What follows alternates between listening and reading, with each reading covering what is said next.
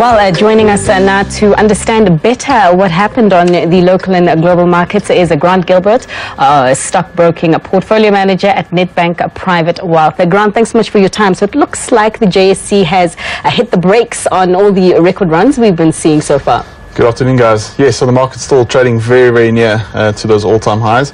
But what is the market really looking at, and what info is digesting?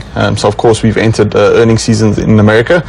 So there's corporate earnings that the guys will keep a close eye on, specifically the tech sector. I think it's got quite big implications for Tencent and therefore on Naspers. And Naspers has really been the stock that's been driving the market to these all-time highs. And guys will obviously be keeping a close eye on the rand. So not too much local company data out. Foschini and Truworths both giving us an update. But it's been a very, very tough environment for those two. Let's start with Truworths first. Is it just a function of the economy, or do you think there's something fundamentally flawed there? Well, I think it's a function of the economy, but also the competitive landscape has changed quite considerably in the last 18 months. So you're saying H&M is the reason why these results? Well, H&M, Zara, Cotton On, so there's not only one of them, but also if we have a look at some of the timing of the acquisitions, I mean, they've expanded and they purchased Office in the UK, and that came at quite a bad time. So, I mean, I guess you can question the capital allocation, but also they've had quite a tough regulatory environment.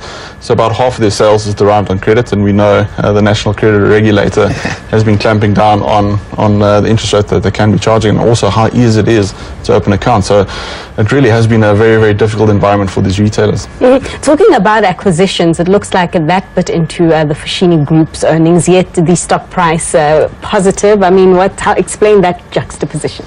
So I think the stock has been coming under quite a bit of pressure, but I guess what some analysts could be saying is, are we right at the bottom of the cycle? And I think with these retailers, you can start looking through the cycle.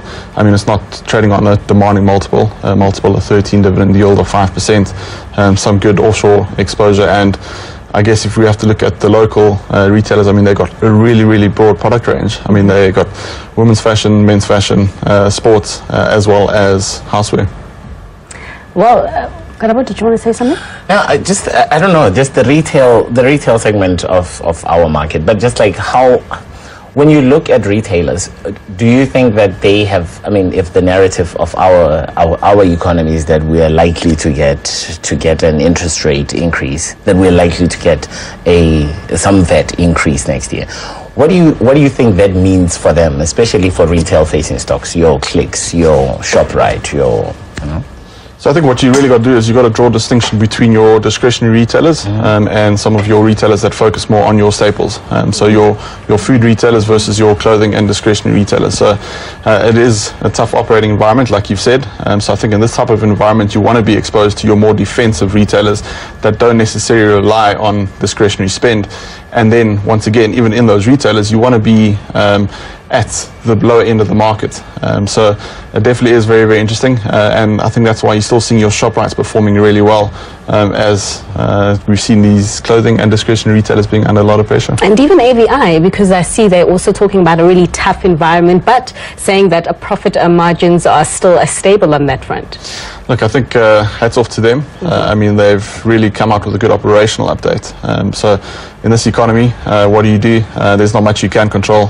So you try and control the operations and continue to try and improve your margins. Did you say Murray biscuits? Who's still eating Murray biscuits?